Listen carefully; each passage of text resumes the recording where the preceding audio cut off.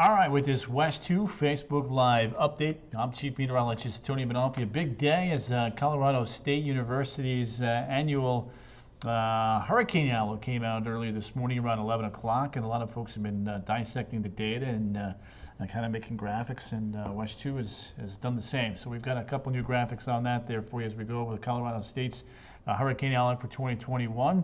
And then much needed rain is on the way. We'll be timing it out for you as we head into the upcoming weekend. Hope you guys are having a good Thursday, by the way. We're almost at the weekend already. Carla Deem has jumped in tonight. Good to have you there, Carla. Appreciate you as always popping on in. Mikey Long. Mike Long has popped in to say hi. Mike, always a pleasure. Young friend to have you in here as well. Angela Walker, good evening to you. Always a pleasure to have you in as well. Don't forget, my motto, sharing is caring. The more follows and likes we can get from my Facebook Live feed, the more people we can put in the weather know. Jennifer Schofield has popped in. Mike, good to have you there. Janice Kennedy. Let me go ahead and just share this over to a couple of different pages here real quick, just kind of get everybody up to speed on what's going on. So today was a big day. Hurricane forecast came out from Colorado State University. We are now 54 days out from the start of hurricane season. It seems like a long ways away, but keep in mind now, the last 6 consecutive years in a row, we've had an early season storm, so it's never too early to start preparing for hurricane season. Michael Jung, Tamara Comas, Let It Rain says Jeff. Mikey Long is giving me hugs. Dorothy Jackson, Angie Garcia, Elaine Gaff. Say hi to us, Jim, Mike, and Eileen. Elaine, Jim, Mike, and Elaine Gaffs. The Gaffs are in the house. The hurricanes, yeah, well, Catherine, I'd love for that to be true, but unfortunately I don't think it is. Sorry, thinking it was going to be a pink moon. Yeah, I wasn't quite sure what that was about. I had to look that up. Like, pink moon, haven't seen that. 46, probably cloudy, dry. Cape Cod, there's a chill in the air. Tony Campbell, Jess Atkinson. Yes, so Jess, we're going to go with that. Jolene Bayer's in the house. Let me share over to 2 more pages here real quick, and then we'll get this puppy a rocking and a rolling. Just hang tight for 1 more second. We're going to start to update you on the outlook from Colorado State. And there's a peek now at the average number of named storms, hurricanes, and major hurricanes is 12, 6, and 3. As you can see, Colorado State's well above average by about 33% in the major hurricane category, and named storm category, again, well above average. All right. Mike says he's loving this warm weather. Let me just do one more quick thing here, gang. I want to share it over to 1 more page. I'll be right there with you here in a second. Sitting outside, says Susan. Abby Fallon has popped in. Abster, Abinator, the Abinator. Mark Davis from Lakeland is popping in. Ada Polo, she likes my tie. Thank you, Ada. Kissimmy's in the house. Leah Johnson. Felicia Arden, good evening to you there, young lady. Appreciate you as well popping in. So there it is. There's a look at their forecast. Again, as you can see, certainly a bit above average, but again, nothing in comparison to last year and 2005. Of course, in 2020, we had 30 named storms, 13 hurricanes, 7 major hurricanes, and we went Greek 9 times. Now, we're not using the Greek alphabet anymore. We actually have a supplemental list. It was too confusing for a lot of people, so Hurricane Center has done away with that. Felicia, good evening to you. Kenny Wisniewski, Melbourne is in the house. Peter, always a pleasure to have you there, kind young sir. Now, if you look at the trends here, you look at 30-year climate cycles or normals, 1961 to 1990, it was 10 named storms, 5.5, almost 6 hurricanes, and 1.9 major hurricanes. Michael Jung, don't stop your rain dance until we get enough rain. Diane Cormier has popped in. It's 1971 to 2000, fairly similar, but notice a little bit of a change here from 81 to 2010, and then an even bigger jump from 91 to 2020. So that's almost a 50-year cycle if you go from 81 to 2020 of a continuous uptick. That's a bit unusual, so we're going to be watching that carefully here going forward over the next couple of decades. Dallas Ramos has popped in as well. So again, just these subtle trends we've been monitoring and looking at. And when you take a look at now why the season is calling for above average, there's a couple things we look at. Kent Damon is in. Kent, we're talking about hurricanes down here. The first outlook for the hurricane season has popped up here for us down in Central Florida. Lack of an El Nino, not much of a La Nina. We're coming out of La Nina going kind of neutral there, so we're going to continue to watch that. Subtropical waters are warmer than normal. I'll show you where the subtropical waters are here in just a second when I'm done with this graphic. Mike Evans, Marilyn Giroux has popped in. And then the March sea surface activity has been consistent with above tropical activity. So in other words, we look back in March to kind of see what may come ahead. And when you look at the March climatology this year compared to other years, it has led to an above average hurricane season. So let's talk subtropics and then tropics. First of all, number one, the tropics are down here, the lowest of latitudes. And you can see these are warm. Now these, you may think that these are warm and way above average, but these are actually kind of right about where we should be for this time of year. It's this corridor in here that is running higher or warmer than normal. So that's the subtropical regions there that we sometimes refer to. Now, when you break all of their numbers down, and this is the important stat here now, folks, the probability of a storm within 50 miles of each state is broken down like this. Florida in the red, leading the way with the greatest risk or probability of a landfalling hurricane, 75%. Mississippi, right at 39, 40%. Carolina, South Carolina, and Alabama at about 41. Of course, North Carolina jettisoning out somewhat there. A little bit of a higher chance in that long landscape, that long coastline there of Texas at 49. So, again, a storm can come ashore over Florida and then move into Georgia, so that's why Georgia is a little bit high as well. Manny Stacks, Mary Evans, Terry Lottie, Peter Curtis. Good to have each and every one of you fine young folks in here. Now, let's flip the page, go from hurricanes to major hurricanes, and there's the probability of a storm within 50 miles of Florida, again leading the way with the highest chances of a major hurricane striking at 41%. Jan Wilkins has popped in. Faith Richard has popped in. Texas and Louisiana at 20%, and the Carolinas running at about 10 to 15%. So how do we determine how a storm comes our way? Well, what we look at, Francesca, good to have you there. Hey, back. We look at what's called the Bermuda/Azores high. It's a double-barreled high, and when we look at 2020, the high was positioned over the center and the eastern third of the central and northern Atlantic, and that allowed for storms to recurve out over the tropical and subtropical Atlantic. But here's the thing: if this Bermuda/Azores high is stronger and longer, that would allow for stronger storms and a much greater risk for storms to strike the United States. And I just drew that line there, not meaning that it's coming to Florida, but anywhere in the United States. I could have drawn that arrow to Houston, but I didn't. I just wanted to make the point that storms are steered by the Bermuda/Azores high. It's a double-barreled high that we see in the summertime months across the central and northern Atlantic.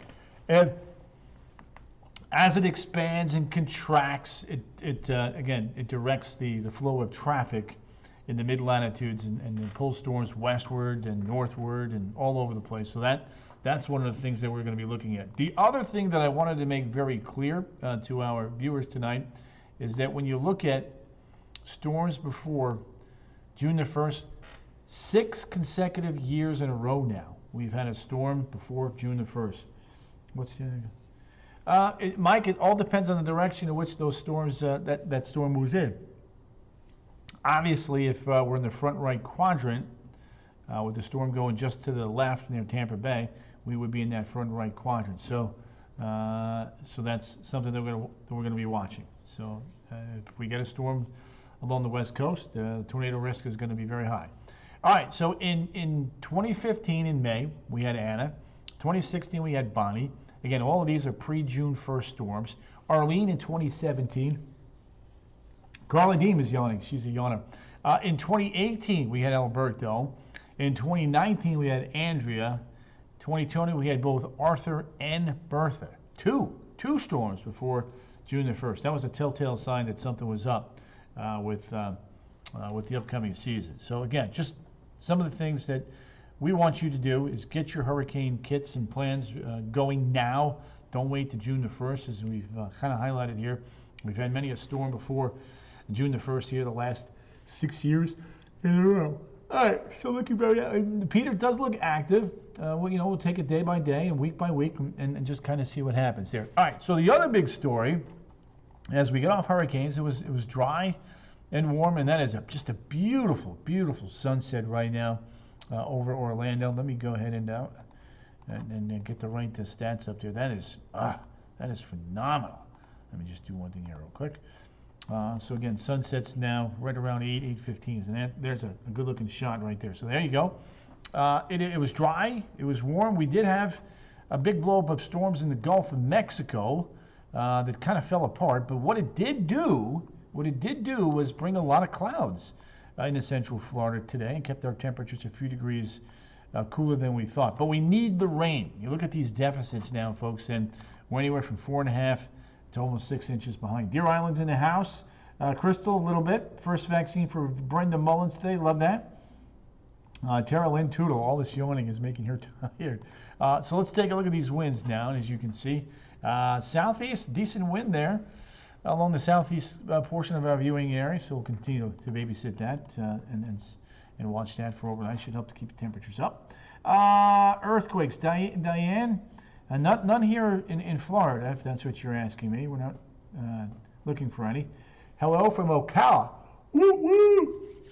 It is a little cloudy up there. It's been cloudy up there all day, so we're going to watch that. So, all right, let's break this down. I need to kind of get you guys going. So, drive for your TGI Friday. You want to wash your car, head to the beach.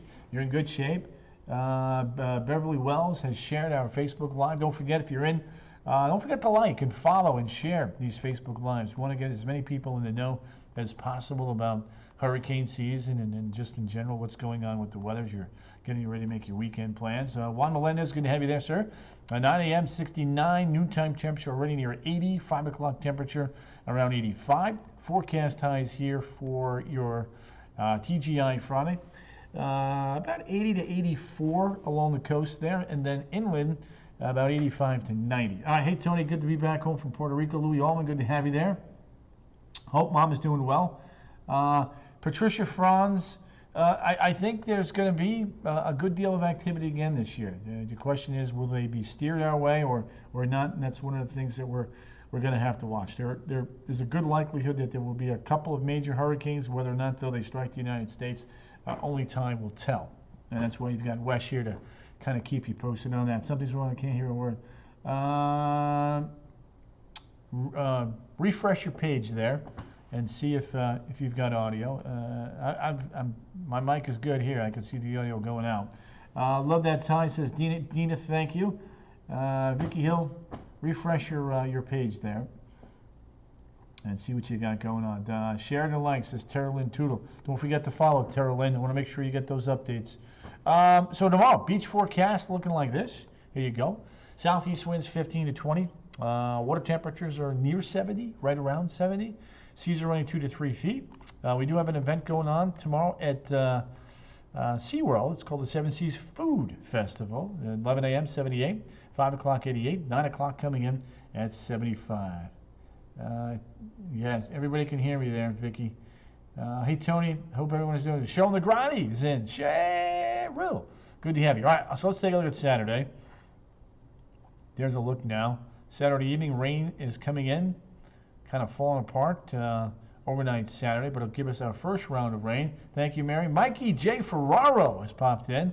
Sunday, get a quick little shot of rain in the morning, and then we may get another shot of rain in the afternoon. So it might be a 1-2 punch there on Sunday. But boy, I'll tell you what, we can use the rain.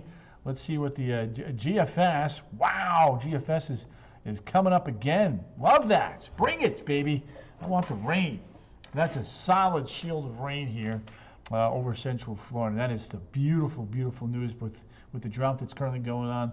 That'd be phenomenal. Let's see how that compares now with the European computer model. And the Euro, again, also wet. Not as wet, but certainly plenty of water there in the barrel with this particular setup as well. A good solid swath there of a ½ inch to 1.5 inches to 2 inches, in fact, over towards Titusville. So that's something we'll continue to. Thank you, Tara. Appreciate that. Gerardo Lopez has popped in. So again, very good numbers there from the rainfall department. Hopefully that will not change. All right, Saturday and Sunday. Sunday wet, southwest wind, showers and storms around, a little bit cooler. So Saturday's your beach day. Same thing through the interior. Saturday's looking good. Sunday, look out. Hello. Showers and storms. Natalie Ann, I guess I'd rather a hurricane than that's true, Natalie Ann. Jackie Sanford has popped in. Good to have you, Jack Root. Let's see, Diane Irene. Rain, but now there's going to be rain and lightning there, it looks like, though, for Sunday. In fact, Monday morning, maybe a few showers, but clearing out during the course of the afternoon. There's that big dome of high pressure. Again, Tuesday, a lot of clouds around, but still looking pretty dry. Now, I wanted to also talk about the latter half of April, the 16th to the 22nd. Looks like another cool down could be coming. Well, the models are for the second day in a row still going with this, so let's hope that they're indeed correct. And still keeping us a little bit wetter than normal during that time frame of 16 to 22 of April. I can't wait to go fishing, says Mike. Mike is excited to go fishing. I love that. All right, 7-day forecast then shakes out like this. Let's go and take a look at that here for everybody. There you go. Boom, bada bing, bada boom. All right, Friday, warm to hot. Saturday, up around 90. Sunday, much cooler and wetter. That's why the temperatures are coming down. And then Monday, rain first half of the day, April 22nd for Travis. Happy birthday. Sue Raymond, yeah, for the cool down. And then I'm hoping behind that next run Wednesday night, Thursday morning, that we'll get another wedge of cooler temperatures coming our way. We'll continue to fine-tune that there for everybody. So today is the 8th. Friday is the 9th. 10th, 11th, 12th, 13th, 14th, 15th is on Thursday. The European's a little bit quicker than the GFS model on that cooler weather. When we say cool, Mikey J. Ferraro, by the way, always good to have you in here, my friend. Hope you've been well. We are talking about out of the 90s and in the 70s. So that's what we're hoping for. Happy birthday, Mary Evans is saying. You can see in the Northeast, it's cool, 40s and 50s, except for Buffalo. Had a little sunshine today and was able to jump up to about 78. Billings and Boise, 30s, 40s, and low 50s. Vegas is in fuego. Here's a peek now at our snowpack. There you go. Snow is dwindling up there in New England and is also dwindling there out west. Now, when we take a look at the temperatures as we jump the Learjet and go traveling around the globe, here's one of the things I wanted to show you. Look at that. Alaska, Northwest Territories, that's some cold air, even by their standards for this time of the year. Fairbanks, 10 above. Point Barrow, 13 below. Inuvik, 6 below. Fort Ross, 1 above. Yellowknife and Baker Lake, 10 and 12 above. There's Fort McMurray coming in at 30. Thompson at 52. Moose City at 34. There's a little bit of an upper low there over Chicago and St. Louis. That's why it's much cooler. Out ahead of it, though, look at that. Buffalo, 78. Christopher Collins has got his own forecast. There you go. Cheryl, looking forward to the rain on Sunday. Juanita Webb-White is now popping in to say hi. Juanita, good to have you. El Paso, 87. Monterey, 95. Cancun coming in, 81. Guatemala, 70. Kingston, 79. Bogota, Colombia, 57. La Paz, Bolivia, 46. Santiago, Chile, at 63. Peter Curtis, you're welcome. Buenos Aires, 70. Punta Arenas, 45. Over towards South Africa. Cape Town is coming in at 63 degrees. 90 over towards the Saharan Desert. 75 Riyadh. Look at Ankara, 37. I left and came back. Now they're saying, yes, Vicky Hill, love that. Crystal Davis Triplet, good to have you in here, young lady. Appreciate you popping in and saying hi. 37 in Berlin, 39 in Oslo. Moscow, Kiev, at or just a bit above freezing.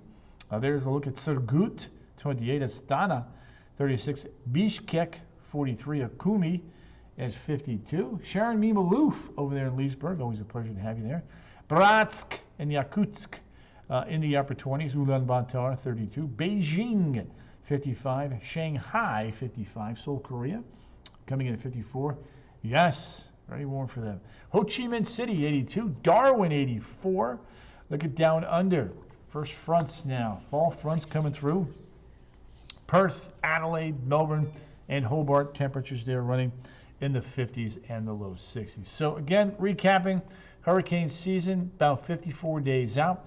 Colorado State came out with its the first real true update from the folks that do the long-range forecasting, coming in with 17 named storms, 8 hurricanes, and 4 major hurricanes, well above the climatological norms for each of those categories. But again, even though that's active, when you compare that to last season, it would be about half, a little over half as active. And don't always focus in on the number of storms. We need you to be prepared for that one that could potentially come our way. All right. So one of the things we did was we look back, look at 30-year brackets, 61 to 90, 71 to 2000, 81 to 2010, and 91 to 2020, and you can see how there's been a rise in those climatological periods there that have jumped up in the last 4 to 5 decades, and that's something we're going to keep a close eye on and worth noting, because that trend keeps continuing there. That clearly it's not going to be good. All right, so here's the reason why we think that it's going to be above average. There's no El Nino, which creates more wind shear. La Nina is going in a weakening mode to neutral, so that's favorable for formation of storms.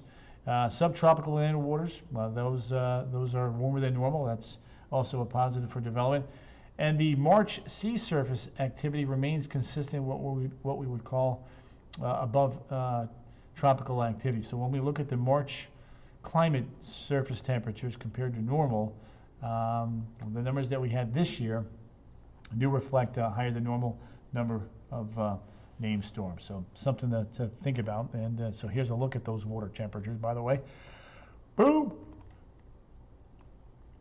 Here's a tropical, and then there's a subtropical. So this is the area that's a little bit above. This is about where it should be, and that equates to, again, a higher probability of a hurricane making landfall across the Florida Peninsula, and also a higher probability of a major hurricane hitting the Florida Peninsula. But remember now, you could have a lot of storms like we did last year, but if that Bermuda/Azores high is well east of us, that will allow for the storms to curve and stay over water. However, if it strengthens and expands, then that could be really bad news for the United States. And that's one of the things they're going to be watching here over the next couple of months. All right, let me wrap it up here with a look at our 7-day forecast. And you will see that we have 2 distinct fronts. One is coming in on Sunday, the other is coming in on Wednesday. So 2 pretty decent shots for rain, and we really need it. So this is some great news. Showing the Grani is warmer. Yes, Tony, the warmer it gets, the more. That in theory makes sense for sure. Mary Evans saying, have a great evening, everybody. So again, there you go. Saturday night on into Monday morning would be the time frame for some good rains potentially coming our way. That's one of the things we're going to be evaluating here over the next couple days. All right, gang, I'm going to rock and roll. I'll be back here on Facebook Live Friday night right around 8. I'll be back on TV tonight on the CW18 at 10 and West 2 News at 11. You guys have a wonderful night. Stay safe, wear your masks, and get those vaccines if you have the opportunity. All right, gang, take care. See you. Bye.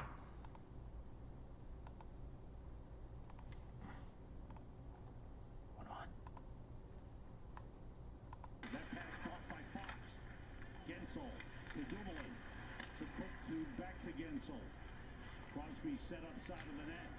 Letang looking, pass down low, he scores! I thought it was a pass for Rust. It wound up being a shot into the net. And the Penguins regain the lead 2-1. That was a long shift. The Rangers had the puck and had a chance to clear it. Zibanejad had time to clear it. And he tried to go off the glass with it softly. And Pittsburgh kept it in. And then they just kept going. There's right side, the shot. It looked like maybe it hit a skate on the way in. Let's see if it hits Legrand. Oh, there's a stick, and then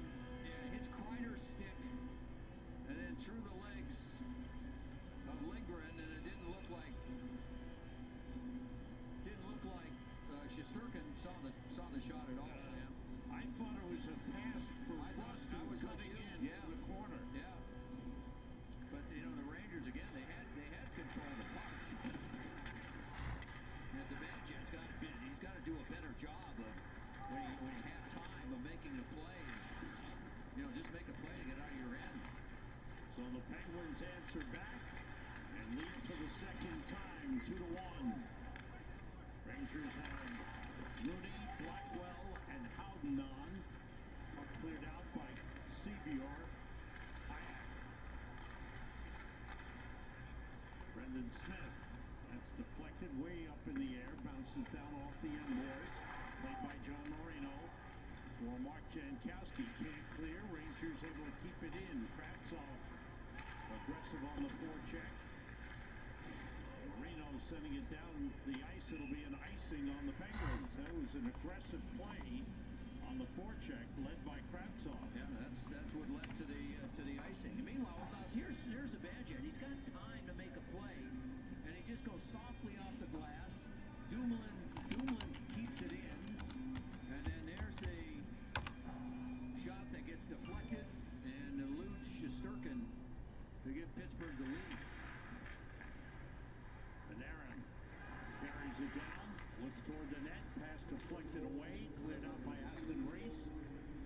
Rangers regain possession. Strom's pass was blocked by Pettersson. DeAndre Miller able to intercept. Strom with Panarin. Panarin turns. Goes cross ice to Capo. No, that's Kravtsov, excuse me. Off the glass and out of the zone. Lafferty was stopped by DeAndre Miller.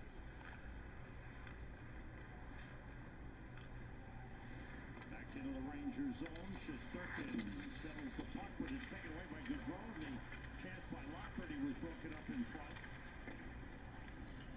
Panarin's stick was broken on the play. He had to play the puck with his skates, soccer style.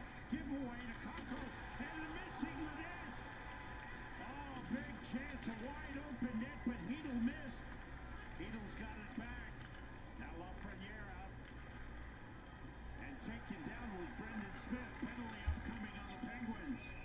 They touch up. Rangers get another power play as Smith was tripped up. Now, Sam, the hustle by Kakko, and now the Rangers have missed two wide open nets. But here's Kakko. He goes over, he puts pressure right away 16, on Pittsburgh's got a Jarry, minor and penalty then for puts a it in trip. front.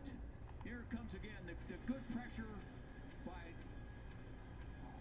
Kakko, and then there's the penalty as Smith ends up with it. So the hard work by the kid line turns into a Ranger power play. So the Rangers' third power play of the game. They're 1 for 2. And the second unit starts on the power play. Zucker for tripping at 5:24. Blackwell, Buchnevich, Kakko, Trouba, and Miller for the power play. Penguins able to clear. The Penguins' goal came a minute and 21 seconds after the Rangers had scored. Blackwell from Buchnevich and Kakko on the power play. And then Letang from Gensel and Dumoulin at 3:23. DeAndre Miller, good move around Sevior. Trouba with a shot blocked by Jankowski. Miller in deep. Buchnevich. Dumoulin got a stick on it. Trouba keeps it in all the way around the boards. Buchnevich behind the net. Kakko. Trouba missed the one-time attempt. Penguins take it away. Sevior clears. That's good puck movement again by that second unit. Now the first unit coming on. Panarin is on. Strom is on. Zibanejad, Kreider, and now Fox. Panarin takes it in against Marino. Taken away by Gaudreau. Able to clear. Race for the puck. Aston Reese and Zibanejad.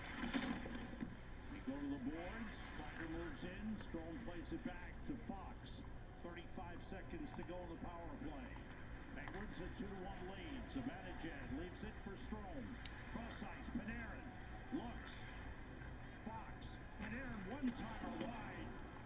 Didn't miss by much. Strom. To Fox. Back to Strom. 15 seconds to go in the power play. Zibanejad trying to Too many friggin' passes. Gaudreau got a piece of it. Long shot by Fox. Tipped wide. Kreider after behind the net. Zibanejad's pass hit the referee. Clearing it, then stopped by Fox. Panarin's got it for Strom.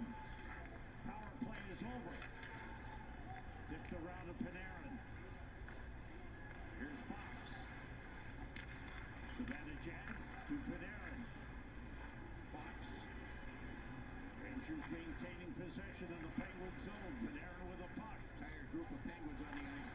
There's Fox moving in. Pass in front. Save by Jarry. Looked like Kreider may have tipped it.